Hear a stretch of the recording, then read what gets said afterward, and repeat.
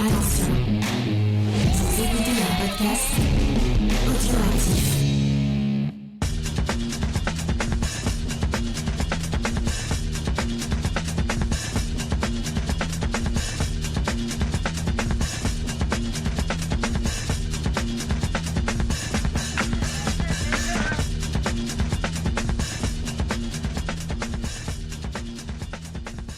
Salut à tous et bienvenue dans le Ciné-Club des Réfracteurs, votre rendez-vous hebdomadaire au cours duquel nous passons en revue, à chaque fois en tirant un film au hasard, la collection Criterion.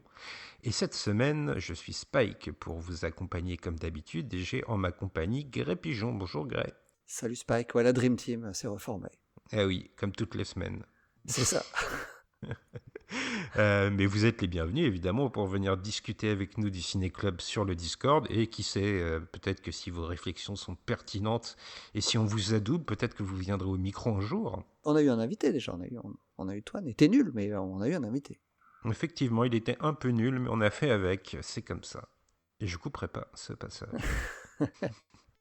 Alors cette semaine, mon Grey, on va débattre ensemble du film 132 dans la collection Criterion, celui que tu as tiré pour nous au hasard la semaine dernière. Il s'agit de Dieu est mon droit, c'est son titre français, ou son titre original The Ruling Class, sorti en 1972. C'est un film de Peter Medak avec le légendaire Peter O'Toole, avec Alistair Sim et avec Arthur Lowe notamment. Je te propose de me livrer à l'exercice du résumé, qui n'est pas forcément bon courage. difficile. Oh, Tu non, trouves que ça écoute, va là? Ouais, ok. Bon, ça va aller. Écoute, je vais faire simple.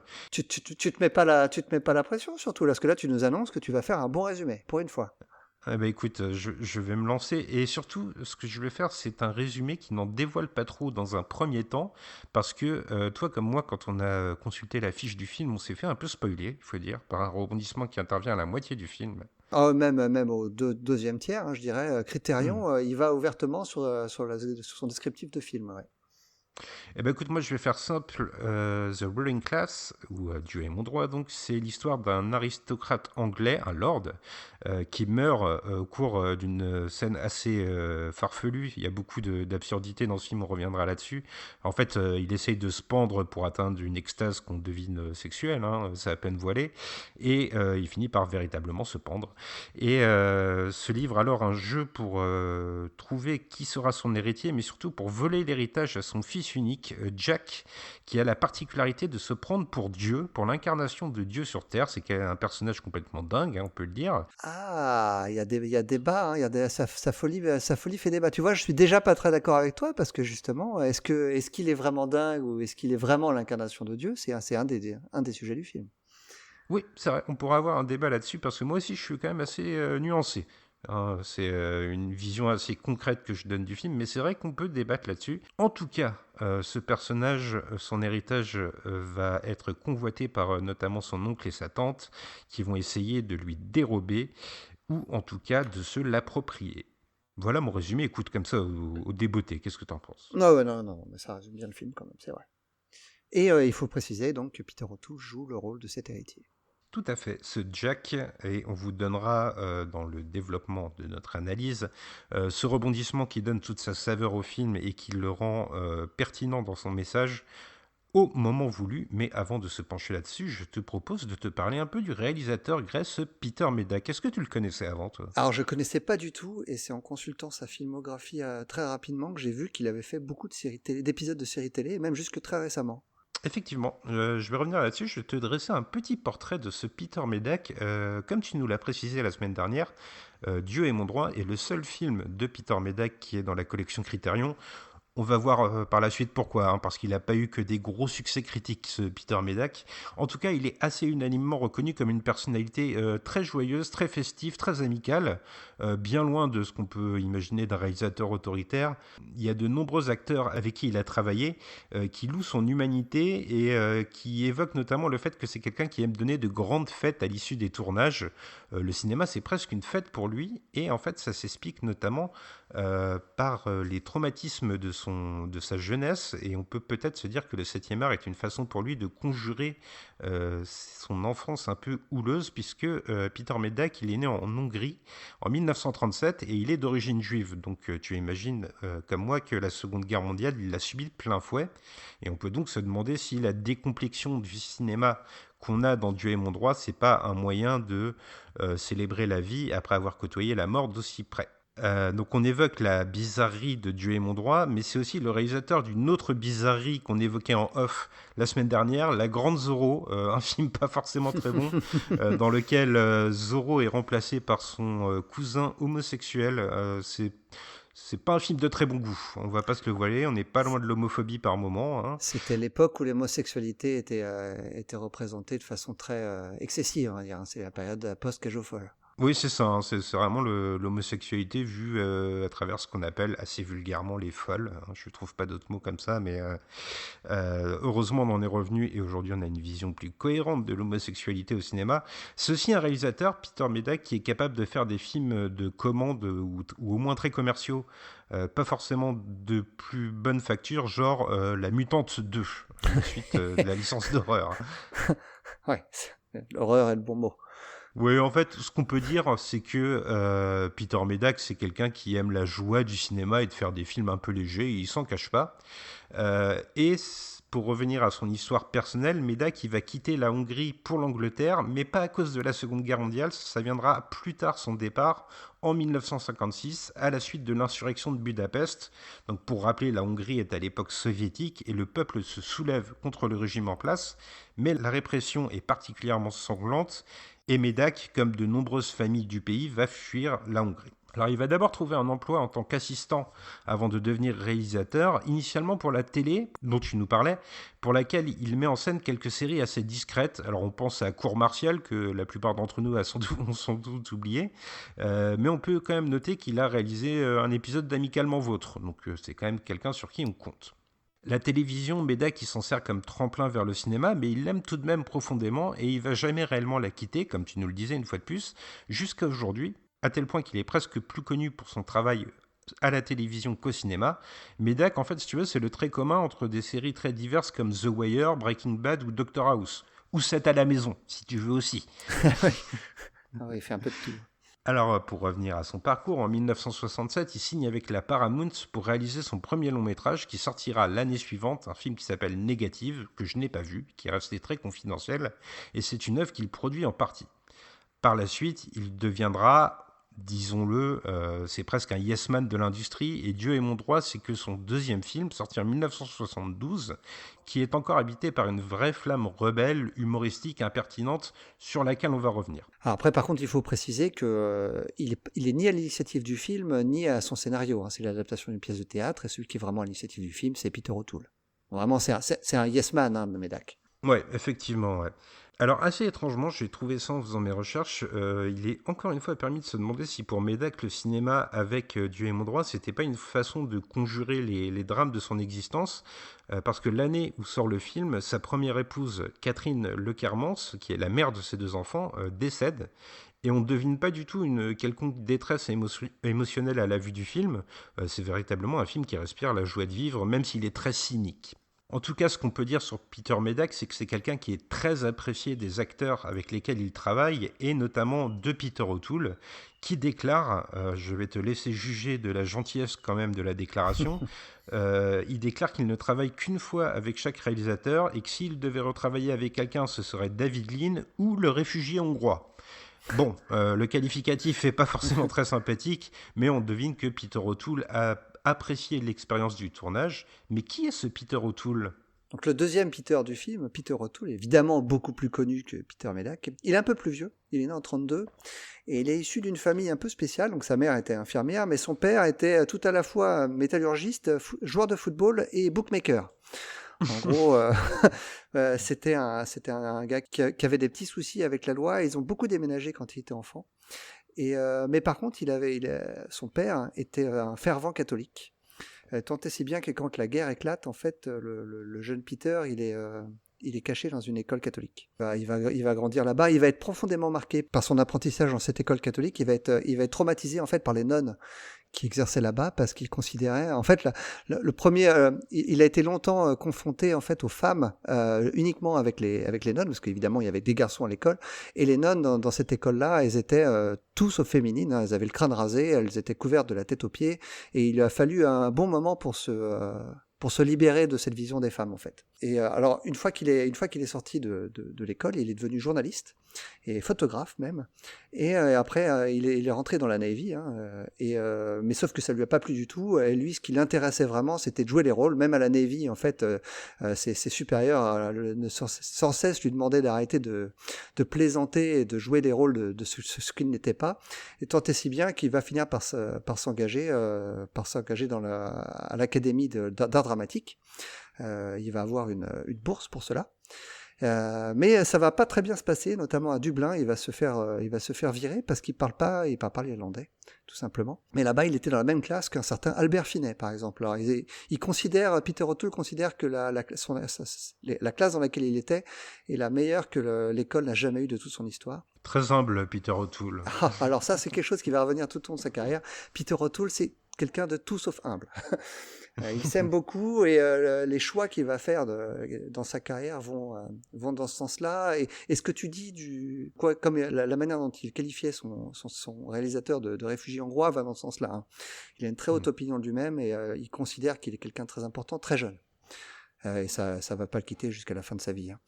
Alors par contre, une fois qu'il a fini son apprentissage, il va se diriger vers le théâtre et il va devenir un acteur spécialisé dans Shakespeare, où il va multiplier les rôles dans toutes les pièces shakespeariennes qu'il peut trouver. Et toutes les années 50, il va les passer au théâtre. Alors j'exagère un peu parce qu'il va aussi faire de la télévision. Un petit peu comme Medak, où il va apparaître dans beaucoup d'adaptations de pièces de théâtre, mais adaptées à la télévision. Et il va falloir attendre les années 60 pour qu'il passe au cinéma. Il va avoir quelques petits rôles avant le rôle de sa vie, qui va tomber en 1962. Évidemment, c'est Laurence d'Arabie. Alors je dis 1962, en fait, le tournage commence en 1960 et il va durer 2 ans. Alors ce qui est rigolo, c'est que le rôle au départ, il a été proposé à Albert Finney, son copain de promotion, qu'il a refusé. Et donc c'est lui qui l'a récupéré. Donc lui un inconnu à l'époque. Hein, donc comme je le disais, il est connu que pour être un grand acteur de théâtre. Mmh. Et toute sa carrière ensuite va justement osciller entre les grands rôles au théâtre et les grands rôles au cinéma. Parmi les grands rôles au cinéma qu'il a eu pendant les années 60 notamment, on peut citer What's New Pussycat, Quoi de neuf Pussycat, aux côtés de Peter Sellers, qui était adapté d'un scénario de Woody Allen, et l'autre film qui a vraiment fait de lui une star, en plus évidemment de Laurence d'Arabie, mais c'est Comment voler un million, je crois le titre français, How to Steal a Million, avec Audrey Hepburn. C'est vraiment au théâtre qu'il s'éclate et en même temps aussi à la production, parce que dès avant la sortie de Laurence d'Arabie, donc il est encore personne au cinéma, il a déjà formé sa maison de production avec Jules Buck. Ils vont sortir plusieurs films dans lesquels il ne joue pas nécessairement d'ailleurs. Alors l'autre grand rôle de sa carrière, c'est, en tout cas selon lui, c'est The Ruling Class, donc en 1972. Film qui a pas vraiment rencontré le succès, on y reviendra, mais par contre, il va considérer que sa performance est une des meilleures qu'il a jamais donnée au cinéma, et va lui donner une nomination aux Oscars notamment, et ce sera pas la seule, hein, parce que outre celle qu'il a eue pour Laurence d'Arabie, il y a eu en tout et pour tout 8 nominations aux Oscars, et il n'a jamais gagné. C'est le Glenn Close masculin. Ils ont d'ailleurs le record tous les deux, hein, avec 8 nominations sans victoire. Par contre, il a gagné son Oscar parce qu'il a eu un Oscar d'honneur qui lui a été décerné peu avant sa mort. Voilà, Peter O'Toole, c'est quelqu'un, comme on l'a dit, pas tellement sympathique, qui a eu une seconde partie de carrière un peu plus discrète pour les rôles importants, pour une raison simple, c'est qu'il était gravement alcoolique. Et c'est une addiction dont il a eu du mal à se départir. Donc il a enchaîné plutôt les seconds rôles à partir des années 80. Il a eu quelques rôles importants qui lui vaudront d'autres nominations aux Oscars jusqu'en 2006 avec le film Vénus. Mais vraiment, ouais, c'est quelqu'un d'assez tourmenté. Hein. Il a eu notamment des problèmes conjugaux. Hein. Sa première femme a eu quelques stigmates. Il l'aurait frappé, disons-le. Et non seulement il la frappait, mais en plus il la traitait psychologiquement. Il était aussi très très très très dur avec elle. Par contre, d'un point de vue politique, c'est quelqu'un qui était qui a été très actif anti-guerre, notamment, et s'est battu beaucoup dans les années 50 et les années 60 pour que le Royaume-Uni ne soit pas impliqué dans la guerre de Corée et ensuite dans la guerre du Vietnam. C'était quelqu'un de plutôt à gauche, mais voilà. C'est quelqu'un de plutôt tourmenté qui est surtout connu pour un grand rôle qui a marqué sa vie. Ouais. C'est assez étonnant de voir ce grand écart entre ce que Peter O'Toole pouvait être en coulisses et ce qu'il est à l'écran, parce que ce personnage de Jack dans le film, c'est vraiment... il est presque niais de candeur et de bonté, quoi. C'est l'être humain dans toute sa splendeur, dans l'amour qu'il peut exprimer, et on imagine que ça a été un grand écart pour lui, quoi. En tout cas, dans la première partie du film. Oui, en tout cas. Est-ce que tu peux nous parler rapidement du reste du casting ? Je sais que tu as quelques anecdotes, pas forcément joyeuses d'ailleurs. Ouais, bah le casting secondaire de ce film-là, c'est The Ruling Class, pour les gens qui ne l'ont pas vu et qui seront curieux de voir le film. Le casting secondaire est très truculent. Hein. Faut pas chercher de la subtilité dans le rôle dans tous les rôles qu'il y a dans le film. Hein. Ils font tous des caisses et c'est une satire, hein, donc c'est le but. Et le premier dont je voulais parler, c'est Alastair Sim, celui qui joue le Bishop. Alors je sais pas comment on traduirait Bishop en français, l'espèce de prêtre, hein, qui était un acteur très connu à l'époque, mais pour être ce qu'on appelle un character actor, c'est-à-dire les acteurs dont on ne connaît jamais vraiment le nom, mais dont on reconnaît le visage sans arrêt parce qu'ils ils ont toujours des seconds rôles assez intéressants. Et c'est lui qui il était ami avec Peter O'Toole, et quand il a su que Peter O'Toole avait l'intention d'adapter The Ruling Class, il a appelé en lui disant écoute, si tu cherches quelqu'un pour le prêtre, bah c'est moi qu'il faut prendre. Et Peter O'Toole s'est dit comment passer à côté d'un tel acteur, je l'embauche sur le champ. C'est vrai qu'il est assez drôle dans le rôle. Hein. Et un autre personnage qui est intéressant, c'est Nigel Green. Alors c'est celui qui joue le personnage qui est aussi fou, hein, que le personnage de Jack, et qui va être confronté à Jack. Ils vont confronter leur folie l'un à l'autre. Alors lui, il était pour le coup pas fou sur le tournage, mais il était très dépressif. Tant et si bien qu'il s'est suicidé juste après le tournage et que toutes ces scènes ont dû être doublées par un autre acteur parce que à l'époque il y avait beaucoup de post-production sur les dialogues de film, mais vu qu'il n'était plus présent pour les faire, ça a été doublé par un autre acteur qui s'appelle Graham Crudden. Passons de cette anecdote pas joyeuse à l'évocation de ce film qui, comme tu l'as dit, est une satire, une comédie qui assume son côté bouffon. La bouffonnerie, c'est même quelque chose qui va être suggéré, je trouve, dans le film. Avant de passer à la production, à son contexte dans lequel on va mêler un peu d'analyse, il est donc venu le moment de dévoiler l'élément qui peut éventuellement spoiler nos auditeurs. Donc si vous voulez vous préserver, il va malheureusement falloir arrêter ce podcast et revenir vers nous quand vous aurez vu le film. Je dévoile donc ce point aux 2/3 du film, comme tu nous l'as dit. Le personnage de Jack est confronté à un autre fou et se rend compte qu'il n'est pas l'incarnation de Dieu comme il le pensait. Et du coup, il va transposer sa folie et il va dès lors se prendre pour une réincarnation de Jack l'Éventreur et donc devenir un tueur en série. Donc on a un basculement total de ton, partiel de ton, on va dire, ça reste une satire, mais d'un coup on est dans un humour beaucoup plus noir et beaucoup plus lugubre. Et on peut noter que c'est intéressant parce qu'on a l'impression ainsi que le film est séparé en 2 actes très distincts. Il y a une vraie symétrie entre ce moment où il se croit le Fils de Dieu et ce moment où il se croit Jack l'Éventreur. Et c'est cette symétrie qui va donner la saveur à la critique que voulait Peter Medak. Et cette structure, je crois qu'elle est héritée d'une discipline que tu nous as évoquée tout à l'heure. Ouais, en fait, le film, c'est l'adaptation d'une pièce de théâtre qui était signée Peter Barnes. Elle est récente, hein, elle date de 1968, donc 4 ans avant la sortie du film. Et c'est lui-même qui a signé l'adaptation en scénario, en fait. Ils ont effectué quelques changements par rapport à la pièce. Alors, il faut savoir que la pièce est toujours jouée de nos jours. Une de ses dernières itérations était avec James McAvoy, figure-toi. Alors le film a coûté 1,4 million de dollars de l'époque, ce qui est confortable, hein. Mais Peter O'Toole travaillait gratuitement parce que au même moment il tournait sur un autre film, Man of La Mancha, sur lequel il était extrêmement bien payé et qui a eu à peu près le même succès que The Ruling Class, c'est-à-dire aucun. Mais figure-toi que c'est Peter O'Toole qui est à l'origine, je le disais tout à l'heure, qui est à l'origine du film, parce que c'est lui qui avait les droits, il avait acquis les droits très tôt sur la pièce. Et Peter Medak avait vu la pièce aussi, et lui, il était fasciné par cette histoire, il voulait absolument l'adapter, et c'est lui qui a contacté Peter O'Toole, et c'est lors d'une soirée de beuverie entre les deux hommes, où ils étaient tous les deux au théâtre, et ils se sont arrêtés à divers pubs, et à la fin de la soirée, Medak a réussi à convaincre Peter O'Toole de finalement adapter la pièce. Et Peter O'Toole, en un coup de fil, a réussi à débloquer la situation pour que le film se fasse. Et c'est United Artists qui a développé le film pour Peter O'Toole. Très bien. Et ben pour rebondir sur cette évocation du théâtre que tu nous fais, en corrélation avec cet héritage, j'aimerais qu'on s'arrête un instant, on bascule un peu dans l'analyse en même temps qu'on parle de la production, sur l'évolution des décors qui donc se fait en 2 temps. On reste toujours dans ce cadre aristocratique, ostensible, obscène presque, comme j'aime le dire des fois, mais l'environnement il va se métamorphoser et il va effectuer une forme de retour dans le temps. On est dans un cadre bourgeois au moment où Jack se prend pour le fils de Dieu, et on va revenir à des évocations d'une décoration très élisabéthaine dans la deuxième partie où il se prend pour Jack l'Éventreur. La référence à la reine Élisabeth, elle vient d'ailleurs de la bouche d'un des personnages. Je pense personnellement qu'au centre de la réflexion du film, il y a cette idée que la classe supérieure effectue une espèce de retour en arrière vers des valeurs un peu rétrogrades qui est peut-être à l'opposé de ce qu'est la société anglaise à l'époque. On revient sur des valeurs qui sont dépassées, qui sont d'un autre temps, à une forme de conservatisme exacerbé, et c'est la seule façon pour Jack d'être accepté.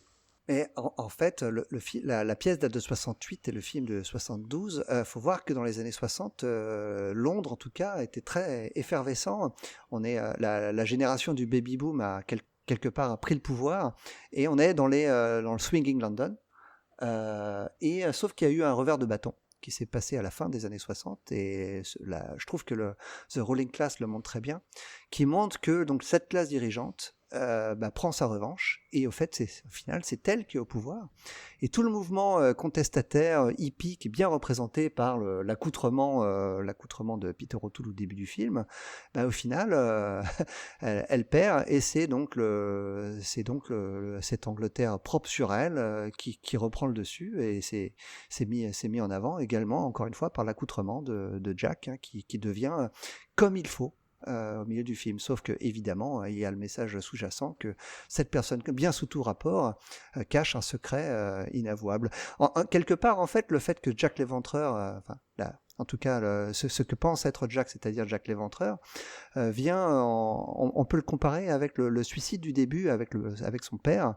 Dès qu'on ferme la porte, chacun de ces hommes dont on pense être quelqu'un de raffiné, quelqu'un de vraiment qu'on peut regarder avec classe, en fait cache des secrets bien plus sombres. Ouais, et d'ailleurs, je trouve que le secret qui colle à Jack, il y a une notion de renaissance d'un mal qui serait un peu dépassée, parce que Jack l'Éventreur, ça ne peut pas être choisi au hasard. En le rendant aristocrate, on n'oublie pas quand même que c'est un tueur en série qui a frappé les plus opprimés de son époque, les prostituées. Donc il y a un retour qui, je pense, est significatif à une classe supérieure. On sait que c'est une théorie d'ailleurs qui a souvent été explorée, le fait que Jack l'Éventreur était peut-être un membre de la famille royale. On pense au From Hell de Alan Moore. Là, c'est exactement ce qu'on a. On a une classe dirigeante qui s'en prend aux plus faibles, ou tout du moins à ce que Jack, dans sa folie, imagine être les plus faibles. On le voit bien dans le tout film. De toute façon, le film s'appelle The Ruling Class, et c'est pas pour rien. Le seul personnage roturier qu'on voit, il y en a 2 en fait, mais je pensais au rôle du majordome. Le majordome, c'est quelqu'un qui est opprimé, très clairement au début du film, et à la mort de son maître, il touche une énorme somme. Et on se dit qu'il pourrait s'émanciper. Mais plutôt que de partir et de vivre sa vie, il préfère rester dans sa condition d'opprimé, mais en ayant un regard beaucoup plus critique que ce qu'il avait auparavant. Et c'est quelque part ce personnage-là représente un petit peu le spectateur, sauf que son destin va être, je vais reprendre une de tes expressions favorites, elle va être funeste, mais comme pour la plupart des personnages au final. Hein. Oui. Mais au final, un personnage qui aurait pu s'en sortir ne s'en sortira pas plus, car il est sous la domination de cette classe dominante qui refuse de relâcher son emprise sur lui. Hein. Oui, ce personnage, moi, il m'a rappelé beaucoup ce qu'on pouvait imaginer autour des bouffons des rois. Ouais, En ouais. fait, c'est quelqu'un à qui on donne une licence pour se moquer de cette classe dirigeante, mais qui en même temps est dans une relation de dépendance absolue et qui se plie au bon vouloir de cette classe dirigeante. Et cette image du roi, c'est un peu quelque chose qui revient plusieurs fois dans le film. En plus de ça, le film lui adjoint des opinions politiques, et c'est un personnage qui est communiste, donc on est vraiment dans cette opposition farouche entre la classe dirigeante et entre le mouvement contestataire, et comme tu le dis si bien, ça va être le premier finalement à payer, ça va être le premier bouc émissaire du film. Pour cacher les torts de la société dirigeante, on va jeter Ouais. l'opprobre sur ce personnage. Ah, c'est très juste. Et le deuxième personnage roturier, qui est donc la future épouse de Jack, va aussi le payer, va aussi payer au prix fort son attachement à Jack et à sa volonté de vouloir rejoindre ce monde dont elle n'a pas vocation à appartenir. Oui, d'ailleurs, c'est quelque chose que le film met particulièrement en exergue, c'est il y a deux mondes qui cohabitent dans l'Angleterre qu'on nous montre, dans l'Angleterre qui est minimalisée, qui est réduite à sa plus simple expression, c'est quasiment un huis clos ce Ah, film, c'est c'est une même maison, hein. Ouais, c'est ça. bon, c'est une maison, hein. Et pourtant, il y a cette notion de deux mondes qui cohabitent, qui se dialoguent entre eux, mais un personnage ne réussira jamais à totalement s'émanciper pour regagner la place dans une classe supérieure. Il sera toujours rappelé à son rôle de roturier, comme tu le dis. Alors, toujours hérité de l'âme un peu théâtrale du film, je voulais quand même souligner le fait que l'essentiel de ce qui fait le sel Dieu est mon droit, ça reste tout de même les dialogues du film. Il y a quelques morceaux de bravoure visuelle, Peter Medak n'est pas absent, n'empêche que c'est le texte qui va donner toute sa saveur au long métrage. On est vraiment parfois à la lisière du théâtre filmé, tu l'as dit, donc c'est hérité d'une pièce de théâtre, c'est pas étonnant, mais on sent pas Peter Medak non plus extrêmement démonstratif. Il fait passer la mise en scène au second plan et il laisse le champ libre aux acteurs. Ça m'étonne pas dès lors que Peter O'Toole, il ait adoré l'expérience. Ouais, ouais, je suis d'accord. Par contre, c'est aussi la limite du film, à mon sens. Le film est Hmm. parfois un peu long hein, dans ses dialogues et ils sont parfois un peu lourds et ostentatoires. Le film fait plus de 2 heures et demie. On les sent passer quand même, hein. Oui, c'est long pour ce que ça veut dire en fait. Ça perd de son acidité, et ça finit. Enfin, le mélange finit dilué en fait. Le fond insurrectionnel du film finit par passer sous la couche de bouffonnerie, très drôle au demeurant, mais qui a tendance à atténuer un peu la charge. Bah, il y a des passages extrêmement jubilatoires, tu l'as dit, hein, vraiment. Moi, j'ai ri aux éclats à 2 ou 3 reprises, ce qui m'arrive pas Oui, moi souvent aussi, devant ouais. un film. Mm. Mais par contre, certaines scènes sont poussées de beaucoup trop longues et beaucoup de scènes se terminent par de longs monologues qui sont ouais, assez rébarbatifs. C'est un peu dommage, mais bon, je pense que c'est ce qui a contribué à l'échec du film, outre son ton un petit peu, enfin un petit peu même plus que décalé. Donc, bah, tu réponds à la question que j'allais te poser en voulant savoir ce que tu avais pensé de cet humour. C'est vrai qu'on alterne, moi je te le disais quand on regardait le film en même temps, entre quelque chose qui est assez proche des Monty Python, dans l'espèce d'absurdité qu'on veut développer, quelque chose qui est très potache par moments aussi, avec Ouais. des jeux de mots. Certains sont drôles, certains sont très lourds. Et donc ce message de société, Tu fais bien de parler des Monty Python parce que figure-toi que je suis tombé sur un sketch des Monty Python qui est assez connu qui reprend exactement le type d'humour qu'on trouve dans The Working Class où ils se moquaient ouvertement de l'aristocratie et de la folie chez les aristocrates, probablement lié à un certain entre-soi, on va dire, dans la reproduction. Ce qui est clairement aussi un des thèmes du film. Hein, la folie de Jack est clairement héritée de celle de son père, hein. il y a une espèce de fond, je ne sais pas si on va être d'accord là-dessus, tu vas me dire, mais j'ai l'impression qu'il y a une espèce de dénonciation de cette aristocratie qui doit se perpétuer coûte que coûte. Peu importe si les aïeux sont fous, il faut qu'ils aient des fils qui seront eux-mêmes aussi fous, et il C'est faut que ces ça. fils aient Ouais. d'autres fils, il faut que ça s'auto-alimente en permanence. Et malgré tout, autour de ça, il y a des personnages qui convoitent. Et c'est en ce sens-là où je me demande dans quelle mesure la pièce de théâtre et le film ne lorgnent pas du côté de la monarchie anglaise même, parce qu'il y a cette notion de pouvoir qui se transmet de père en fils. Enfin, c'est quelque chose qui est très inscrit dans la société anglaise aussi. Ouais, mais c'est le thème, enfin c'est le thème principal du film, hein, quelque part. Ouais, c'est la filiation et comment essayer de garder son petit précaré pour que tout reste en famille et que surtout que ça ne quitte pas. On pense notamment au moment où au tout début, quand l'héritage est révélé et que le majordome reçoit 30 000 livres. Alors ce qui est une somme qui lui paraît énorme à lui, ce qui correspond à presque rien quand on voit l'ensemble de la taille de la propriété qui est héritée par Jack, et on imagine que l'argent qui va avec est aussi conséquent, mais le fait qu'une somme, même si elle est relativement modeste, soit accordée au majordome, rend le frère du décédé complètement fou. Il ne conçoit pas qu'une partie de l'héritage puisse revenir à un roturier. Oui, et il a même des mots très durs pour dire que à partir du moment où on lui a donné une telle somme d'argent, le majordome n'est plus fiable. Oui. Il a une saillie très drôle, enfin très drôle, selon l'humour noir du film. Hein, c'est drôle dans le film, ce serait pas drôle en réalité évidemment, mais où il se met à mépriser le majordome parce qu'il le voit comme un parvenu. On peut penser à De Funès dans La Folie des Grandeurs, un riche c'est fait pour être riche et un pauvre c'est fait pour être pauvre. C'est un petit peu ça le sens de le sens de ce que pensent tous les personnages riches du film. Ouais, c'est exactement ça, je te rejoins totalement. Je crois tout de même que par rapport au style qui est en vogue à l'époque en Angleterre, le film s'écarte un petit peu des carcans. Ben oui, parce qu'on est en 72 et l'Angleterre fait pas exception du reste de l'Europe. Le style qui est en vogue dans toute l'Europe à l'époque, c'est le style néoréaliste, hein, inspiré de ce qui se passe en Italie notamment et en France avec la Nouvelle Vague. Et l'Angleterre fait pas exception. Et là, Médac qui revient à un style qui est très anglais, mais qui est au style anglais qui avait lieu dans les années 40 et 50, avec avec des grands décors, beaucoup plus théâtral, mais aussi avec des parties fantaisistes et des passages carrément surréalistes qui sont chantés ou même rêvés. Et ça faisait pas du tout, c'est pas du tout ce qu'on voyait dans le cinéma de l'époque. On revient plus à un style de Powell et Pressburger, beaucoup plus traditionnel. Et c'est ce qui en fait un film vraiment très très très anglais, hein, en tout cas dans sa tradition.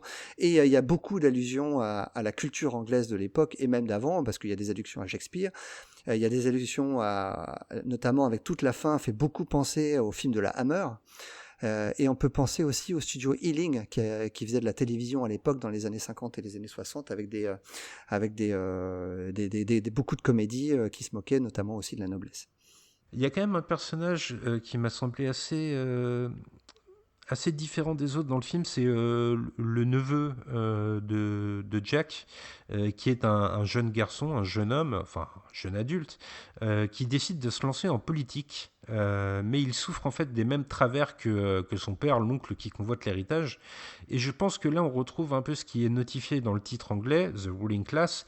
Il y a une classe dirigeante qui administre. Elle ne se maquille peut-être plus sous les costumes de l'aristocratie, mais c'est peut-être transformée en politique. Mais elle n'a pas vraiment changé. Elle est toujours dans ce même luxe obscène, mais elle continue d'affirmer sa mainmise sur le peuple. Moi, c'est un personnage qui m'a interpellé parce que il est profondément bête. Il est presque plus niais que Jack, et pourtant, le film semble dessiner une espèce de destin qui le conduit à devenir l'administrateur de toute sa région.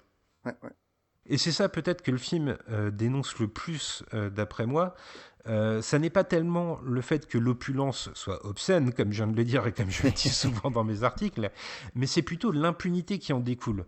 Que ces gens-là soient riches, c'est une chose. Par contre, qu'ils n'aient de compte à rendre à personne et qu'ils puissent agir en étant des pourvoyeurs du malheur, c'est beaucoup plus critiquable, et par le rire, le film va le faire. Et d'ailleurs, il va le faire par le rire et par les évocations de la folie de Jack. Ouais, la folie d'ailleurs, c'est un thème qui commence à devenir important dans le cinéma anglais de l'époque. Il faut pas oublier que Orange Mécanique date de 1971, hein, c'est un an avant The Ruling Class. Et moi, ça m'a sauté aux yeux au moment où j'ai vu le film. C'est que dans les deux films, il y a des scènes de guérison.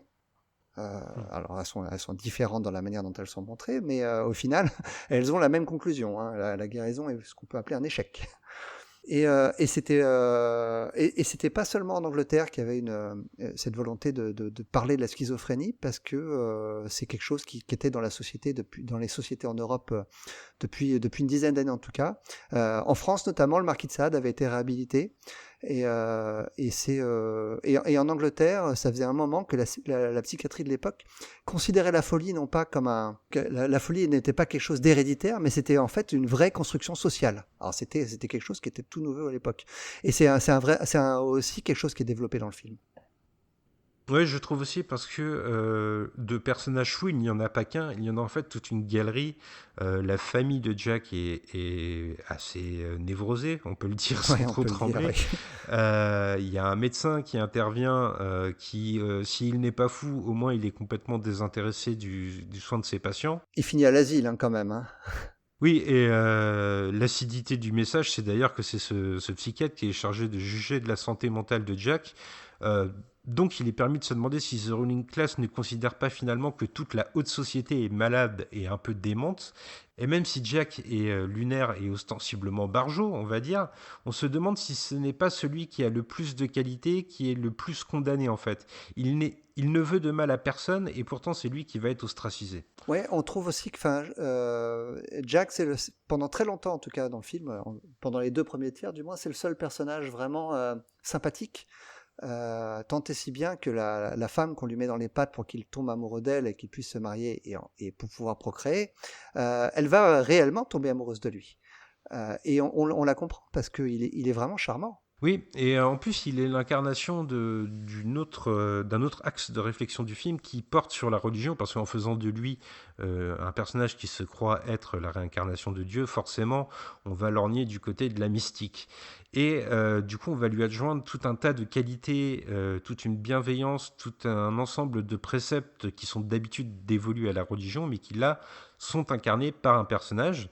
Et l'une des critiques principales du film, c'est de faire en sorte que ce personnage, qui est l'incarnation de la générosité, de la bonté, est condamné par ses pairs pour être le porteur de valeurs de cœur. Le personnage du prêtre, notamment, est l'incarnation de cette hypocrisie. En fait, le personnage de Jack incarne la religion telle qu'elle devrait être, celle de l'amour, tandis que le personnage du prêtre, qui lui représente l'Église, représente la corruption de l'Église anglaise de l'époque, qui est en main dans la main avec les aristocrates que dénonce le film. C'est ça, on a un personnage du prêtre qui est inscrit dans les rituels, et on a un personnage de Jack qui est inscrit dans le message profond de la religion, qui vit la religion à travers son message d'amour. Et c'est ça qui est insupportable pour les personnages secondaires, pour ces aristocrates qui le jugent. Alors bien sûr, Jack, c'est pas le fils de Dieu, mais on peut se demander si, dans l'Angleterre que nous montre The Ruling Class, cette Angleterre exubérante, si un prophète apparaissait demain, est-ce qu'il serait pas ostracisé et mis à mort, au moins moralement, comme les Jack, pour renaître sous l'incarnation parfaitement opposée de ses valeurs, un tueur en série. Et en même temps, une autre scène me revient en tête, celle où le médecin est censé venir diagnostiquer de la folie de Jack, et il va considérer qu'il est saint d'esprit uniquement parce qu'il a étudié à la même école que lui et qu'il partage quelques chansons grivoises. Ça va dans le sens toujours de pouvoir garder son précaré, que ce petit entre-soi, ce petit monde, garde ses avantages pour soi. Au centre du film, il y a donc cette scène qu'on évoquait dans le résumé un peu spoiler qu'on vous faisait en deuxième partie de podcast, où il y a cette opposition entre Jack qui se croit fils de Dieu et un autre personnage qui va se revendiquer du divin. Est-ce que tu peux nous expliquer un peu, Gray ? Ah oui, en fait, pour guérir Jack, on va lui faire face un autre, quelqu'un qui se croit aussi comme l'incarnation de Dieu, mais son incarnation opposée. Autant Jack est amour et bienveillant, ce nouveau Messie qui se considère comme un Messie électrique quelque part, lui représente un pragmatisme scientifique, mais aussi, j'allais dire, méchant, voire nauséabond. Et c'est cette confrontation qui va permettre à Jack d'ouvrir les yeux quelque part, en tout cas de se rendre compte qu'il est aussi divin que n'importe qui d'autre. En fait, il se considérait comme le fils de Dieu, puisque la seule voix qu'il entendait lorsqu'il parlait à Dieu était la sienne. Donc évidemment, suivant cette logique, il ne pouvait être que Dieu. Mais la confrontation avec un autre personnage qui se considère également être comme étant le fils de Dieu va lui faire tomber de son piédestal et va lui faire perdre sa bonté. Ouais, et là on a une scène très étrange avec donc ce personnage qui qui crache des arcs électriques du bout de ses mains, Ouais. et Jack qui se retrouve effondré, qui voit son monde basculer. Et là, on a une vraie confrontation très intéressante de la part de Peter Medak, qui quitte presque le champ de l'humour hein, pendant un moment, Ah oui, oui, là c'est très sombre. entre l'immatériel et la vérité qu'incarnait Jack, et un monde du visible, ces arcs électriques, mais qui sont en fait des mensonges. Il y a une explication scientifique suivant la logique complètement farfelue du film, à ces arcs électriques. On voit le personnage se recharger auprès d'une lampe de chevet. Mais en tout cas, on a donc ce qui ne se voyait pas, qui était la vérité, et ce qui se voit, qui se révèle être un mensonge. On a l'impression que si Jack se plie au code de la société à l'issue de la confrontation, c'est avant tout parce qu'on lui a montré une fausse preuve, le laissant penser qu'il se fourvoie dans son interprétation biaisée, évidemment, de la religion. Alors tout de même, dans la peinture de la société qui serait un petit peu folle, selon Peter Medak, selon The Ruling Class, ou Dieu est mon droit de son titre français, il y a les scènes un peu étranges que tu nous évoquais tout à l'heure, c'est ces scènes chantées où Jack... chanter et danser tout à fait, où Jack se met donc à pousser la chansonnette. Et ce que j'ai trouvé intéressant de la part de Peter Medak dans sa mise en scène, c'est que Jack se met tout d'un coup à chanter, mais il est presque toujours accompagné par des personnages secondaires, et personne ne trouve ça étrange en fait.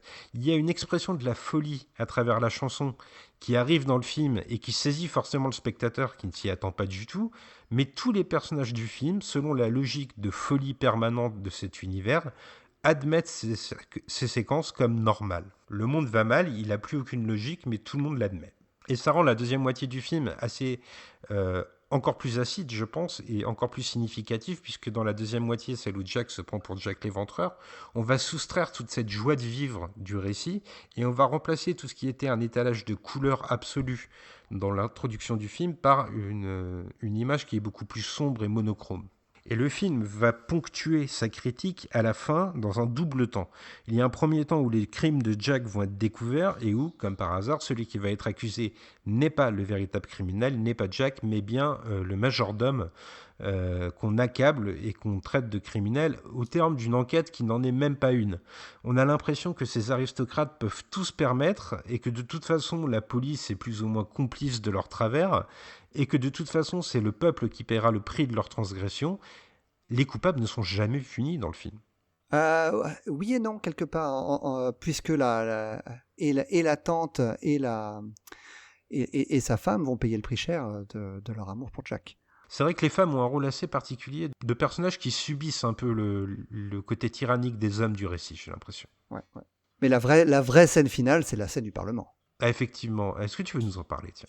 Alors c'est une scène vraiment étonnante où Jack, qui est devenu quelqu'un de très respectable, on l'a dit, entre à la Chambre des Lords et va prononcer un discours très, j'allais presque dire très classique, mais très clivant, hein, en tout cas pour nos oreilles d'aujourd'hui, hein, très dur, face à une Chambre des Lords qui va vraiment boire ses paroles et vraiment être en extase face à ce nouveau prêche, mais vraiment, comme tu l'as dit, très conservateur, très dur. Il parle de retour à la peine de mort. Hein. Ah oui, très clairement, et un retour aussi à une Angleterre conservatrice sur le plan sexuel. Hein. Là, c'est clairement un message pour la libération sexuelle qui n'est pas approuvé par cette classe aristocrate. Mais en même temps, Peter Medak va la filmer d'une manière vraiment très étonnante, c'est-à-dire que au fur et à mesure de son discours, Jack va faire face à une assemblée de cadavres pour montrer à quel point vraiment tout ce Parlement est mortifère et vraiment représente un passé qui doit disparaître. Ouais, je suis d'accord avec toi, c'est là que le film met le point final dans sa série. Je me demande si dans l'esprit de Peter Medak et donc de tous les gens qui ont participé au film, ce monde-là, ce monde rétrograde n'est pas voué à mourir en fait, et s'il n'est même pas déjà mort quelque part pour l'ensemble du peuple qu'on ne voit pas dans le film, mais qui est suggéré. C'est vraiment un retour à des valeurs conservatrices détestables, et ce retour en arrière, je pense que le film le refuse, invite à le refuser par le rire, mais il le fait quand même assez efficacement. Ouais. Alors, est-ce qu'au final, toi, tu le conseilles, ce film ? En tout cas, on va pouvoir parler de la réception critique et publique de l'époque. Je pense, comme on en parlait tout à l'heure, que le film est malheureusement un petit peu trop long pour ce qu'il veut dire. Ça devrait être beaucoup plus condensé, beaucoup plus rythmé aussi. Il y a des vraies longueurs dans les dialogues. Je le conseille à ceux qui ont un esprit un peu insoumis comme moi, mais je dois dire que pour quelqu'un qui n'est pas forcément porté sur cet esprit de lutte des classes, on n'a pas dit lutte des classes depuis le début du C'est podcast, mais clairement c'est ça. vraiment, Ouais, c'est c'est clairement vraiment ça. ça, hein. Ouais. Ça peut être une satire intéressante. Donc je le classerais dans les films sympathiques, intéressants, mais vraiment imparfaits. Ouais, ben, je te rejoins entièrement. D'ailleurs, on va peut-être en profiter pour donner une note. On peut la donner tout de suite, hein. Pourquoi pas? Écoute, par rébellion, je vais quand même lui donner un 7, mais ça hésitait avec 6. Ouais, bah tu vois, moi j'étais entre le 6 et le 7, mais mon cœur va plutôt vers le 6 parce que je garde en mémoire ces longues minutes d'ennui quand même que Oui. j'ai vécu. Il y a des longues périodes, notamment toutes les scènes autour du mariage elles sont très longues, hein, faut pas se mentir. Le film, en tout cas, n'a pas eu j'en parlais en ouverture, n'a pas rencontré son public. Ça a été même un échec commercial certain. Par contre, le film est devenu culte avec le temps, et je peux le comprendre aussi. Hein, sa folie j'allais te dire sa folie douce, non, sa folie vraiment assumée rend le film vraiment attachant. Et je trouve qu'il a plutôt bien vieilli, et la performance de Peter O'Toole y contribue grandement, hein, parce qu'on l'a dit, c'était un personnage pas forcément sympathique, mais c'était quand même un sacré acteur, et il tient le film de bout en bout. J'allais dire de bout en bout, non, parce qu'on ne le voit pas dans les 20 premières minutes du film, mais dès qu'il apparaît, il est dans toutes les scènes, et sa présence est vraiment magnétique. Les critiques, c'est l'astre du film. Oh oui, très clairement. Et les critiques étaient plutôt divisées à la sortie du film, donc il y a eu des critiques dithyrambiques et en même temps des critiques vraiment difficiles, parce que oui, le film est une satire qui peut choquer. Ouais, j'imagine très bien ce que certaines critiques un peu hautaines ont pu ressentir en voyant que le monde de l'aristocratie était clairement visé.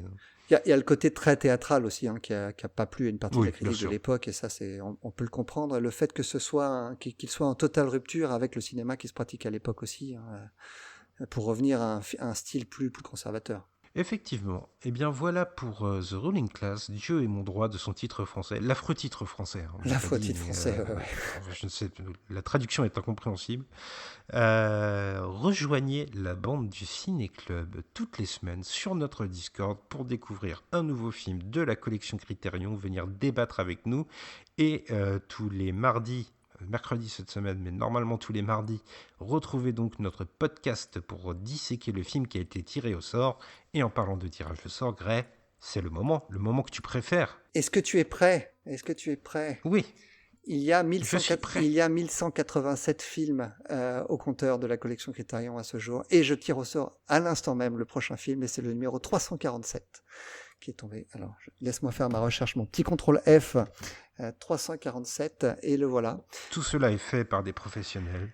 Eh bien, j'espère que tu as le cœur bien accroché. Nous restons dans les années 70, mais nous allons en France pour étudier un film de Éric Rohmer. Ah, tu l'attendais, n'est-ce pas? Ah oui. Alors, je ne connais pas le titre français, parce que je suis sur la page Criterion, donc, qui est une page anglophone. Donc, c'est Le Genou de Claire d'Éric Rohmer. Eh bien, écoute, le seul film d'Éric Rohmer que j'ai vu, donc ce ne sera pas une découverte, mais une redécouverte pour moi. Est-ce que tu en as gardé un bon souvenir? Vu que c'est le seul film c'est le seul film d'Éric Rohmer que j'ai vu, j'imagine que tu t'es dit, c'est le premier, c'est le dernier. Non, je devais être dans une frénésie de cinéma qui me poussait un peu aux quatre coins du globe et je suis tombé là-dessus, mais de mémoire, c'était pas mal. Après, c'est romérien, hein. C'est vraiment la dissection des sentiments de l'homme principalement et l'attirance envers la femme. Je pense que c'est ce qu'on représente habituellement, les critiques que j'ai pu entendre, ce que représente habituellement le cinéma d'Éric Rohmer est assez bien synthétisé, je pense, dans le Genou de Claire. Ah, j'ai hâte. Mais écoute, on va découvrir ça la semaine prochaine, écoute. Eh oui. On ne peut pas se soustraire. Non, on ne s'y soustrait pas. Eh bien, écoute, il ne nous reste plus qu'à souhaiter bon courage et bonne semaine à nos auditeurs. Et à nous-mêmes. Et donc, rendez-vous. Et à nous-mêmes. Et donc, rendez-vous cette semaine pour le Genou de Claire et pour le podcast dès mardi prochain. Merci, mon Grey. Salut, mon Spike. À bientôt.